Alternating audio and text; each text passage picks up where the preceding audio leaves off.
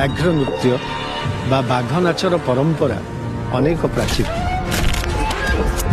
ଏ ନୃତ୍ୟ କରିବାକୁ ହେଲେ ସାଧୁତା, ଆବେଗ ଆଉ ସମର୍ପଣ ଭାବ ନିହାତି ଦରକାର।